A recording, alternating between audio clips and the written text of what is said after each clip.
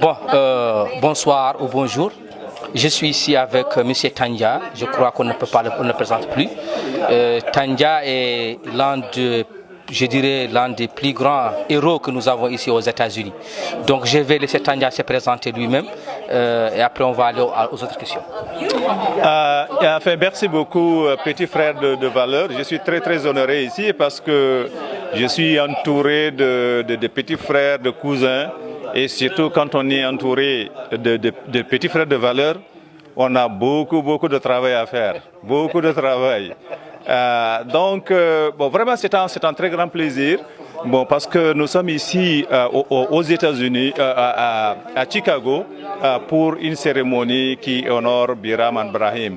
En fait, cette cérémonie n'honore pas seulement eux, parce que c'est le résultat de nos efforts, à nous tous. Chacun y a contribué. C'est ça la signification de cette cérémonie qui les honore aujourd'hui. Et c'était vraiment intéressant, parce que non seulement la communauté américaine a répondu, mais en plus les Mauritaniens sont venus de très loin. Ils ont parcouru des milliers de miles pour venir ici. Et aujourd'hui, c'est lundi, c'est un jour de travail. Ils ont sacrifié. Celui qui est venu ici aujourd'hui, ça veut dire qu'au moins, tu vas sacrifier 2 jours de travail. Et nous, résidents ici aux États-Unis, nous connaissons ce que ça signifie perdre 2 jours de travail. Donc nous ne pouvons que remercier en tout cas tout le monde pour venir amplifier ce succès. Et ce qui est aussi intéressant par rapport à ça, c'est la marque particulière qui a été apportée à cette cérémonie. C'est quoi? C'est que nous avons vu des Mauritaniens de toutes les couches. Parce que si nous voulons bâtir la Mauritanie, on ne peut pas la bâtir pour une communauté. La Mauritanie appartient à tout le monde et c'est pourquoi nous voulons la participation de tout le monde pour que tout le monde, d'une manière égale, puisse jouir de leurs droits fondamentaux. Monsieur Tandja, je vois que vous avez le Abolitionist Institute et que vous êtes un board member. Est-ce que vous pouvez présenter cette ONG ou cette organisation aux Mauritaniens qui ne la connaissent pas? Absolument. Abolition Institute est une organisation dont la mission est de combattre l'esclavage et de soutenir le combat des organisations abolitionnistes telles que IRA, telles que SOS, telles que toutes les organisations qui sont engagées en Mauritanie contre les violations des droits de l'homme. Comment on en est venu à Abolition Institute? Sean, qui a suivi un documentaire de CNN sur la situation en Mauritanie, après avoir suivi ce documentaire, il s'est senti moralement obligé de faire quelque chose. Donc il a commencé à explorer les différentes possibilités. Il a contacté Sarah de Anti-Slavery International à Londres, de Sarah Julia Harrington, qui est une femme remarquable qui a déjà reçu le prix Aishana, qui a travaillé pendant plus de 20 ans sur les problèmes des droits de l'homme en Mauritanie. Et c'est elle qui est l'avocate qui a assisté les veuves à introduire la première plainte contre le gouvernement mauritanien lors de la conférence de la Commission des droits de l'homme à Alger en 2000. Donc à la suite de ça, je suis rentré en contact avec Sean. Nous avons organisé un meeting à Open Society et par la suite, j'ai été invité pour venir donner une présentation et à la suite de la présentation, nous avons estimé que pour pouvoir faire un travail substantif, c'est important de mettre sur pied une structure, et c'est ainsi que Abolition Institute a été créé. Et depuis sa création, l'organisation a fait un travail remarquable. Si je me mets à citer toutes les réalisations, on va passer la nuit ici, mais je vais donner 2 exemples. Le premier exemple, c'est qu'il y a 2 ou 3 ans de cela, nous avons fait un lobbying avec le sénateur Durban. Et à la suite de la rencontre avec le sénateur Durban, il a promis d'engager des démarches pour octroyer des fonds pour la lutte contre l'esclavage. Et c'est ainsi que, au niveau du Sénat, il a pu avoir le soutien des sénateurs pour dégager 5 millions de dollars. Et ensuite, on a fait le lobbying au niveau de House of Representatives qui ont approuvé intégralement le même montant. Et actuellement, ce montant est déjà disponibilisé pour les organisations au niveau du terrain pour lutter contre... Bon, ça, c'est extraordinaire. C'est extraordinaire. Bon, en dehors de ça, nous avons cette cérémonie.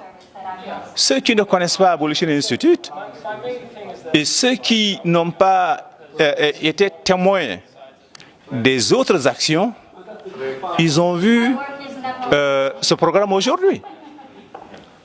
Toutes les personnalités importantes de Chicago sont venues répondre.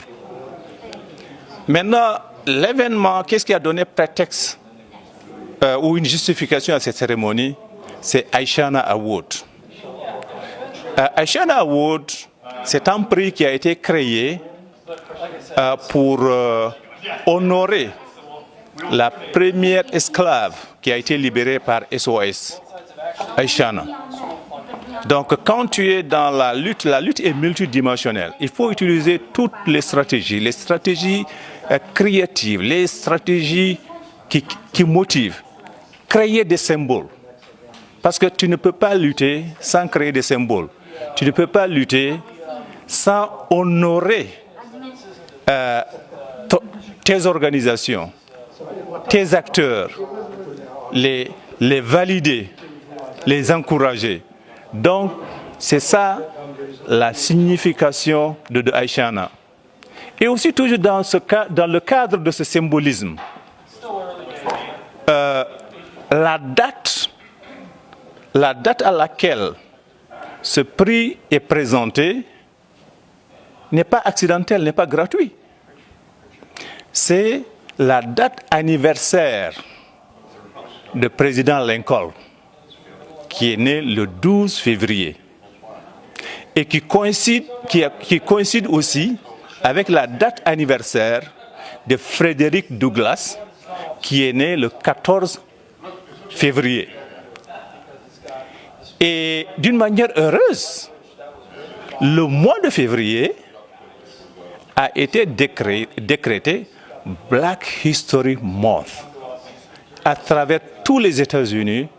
Là où tu vas aujourd'hui, il y a des activités qui s'organisent pour célébrer la culture noire, les réalisations des Noirs, et aussi évaluer leur propre situation et définir les nouvelles stratégies et motiver tout le monde à rester engagé, à rester actif.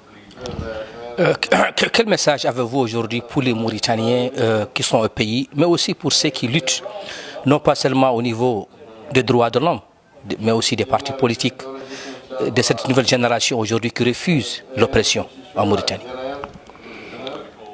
En tout cas, mon message, il est très simple. Il est d'abord au niveau individuel et au niveau collectif. Au niveau individuel, chaque individu a la responsabilité de faire quelque chose, de contribuer à la communauté, à la société dans laquelle il vit. ça ne dépend de personne. Vous voyez, ça dépend de la conscience individuelle de chacun de choisir de faire du bien. Et maintenant, dans le cadre de ce bien, quand tu comprends le bien que tu veux faire, pour l'amplifier, pour faire un impact durable, tu as besoin de travailler avec les autres. Donc, en ce moment, tu t'ouvres aux autres pour travailler avec eux, quelle que soit la forme d'organisation. Ce qui est réellement important, c'est la participation et le fait d'être conscient de sa propre responsabilité et que pour mieux assumer cette responsabilité-là, nous sommes appelés à collaborer avec les autres. Et aussi comprendre que la collaboration signifie la capacité de développer le consensus, la capacité du compromis. Parce que même si vous visez le même but, même si vous êtes de même père et de mère, il va arriver à un moment où vous allez interpréter les choses d'une manière différente. Mais comme le disent les Anglais ou les Américains, si tu dis « my way » ou « no way », ça veut dire que tu ne pourras pas travailler avec les gens. Bon, le compromis, ou ce qu'on appelle consensus building, permet aux gens, quelles que soient les divergences, pouvoir les régler, trouver ce qu'on appelle middle ground pour pouvoir aller de l'avant, pour mieux servir à tout le monde. Bon, je crois que nous avons, pas seulement pour les Mauritaniens, les Africains d'une manière générale, nous avons besoin de développer cette culture de tolérance, cette culture de consensus, cette culture de comprendre qu'il y a des choses que nous ne pouvons pas réaliser individuellement. Seulement, il faut nécessairement appartenir à un ensemble pour pouvoir aller de l'avant. Bon, donc, voilà ce que j'ai dit. Et bon, il y a un besoin de transformation au niveau individuel, un besoin de transformation au niveau organisationnel. Merci, grand frère Tandja, pour ce temps. Et nous vous souhaitons bonne chance. Et nous souhaitons une bonne chance aussi pour cette ONG qui vient de primer le président de l'IRA, et M. Brahim Ramdan. Et nous espérons aussi que votre travail aura un gain, surtout pour les Mauritaniens que vous défendez, et vous en tant que Mauritanien aussi. Merci beaucoup. En tout cas, merci, comme je l'ai dit. Nous sommes dans le même bateau. Si ce bateau se noie, on est tous partis. Donc, on va tout faire pour la maintenir en état de fonctionnement pour arriver au bon port. C'est notre combat commun. Et je sais qu'en joignant les efforts, la victoire, elle est certaine. Merci. Inch'Allah, merci beaucoup.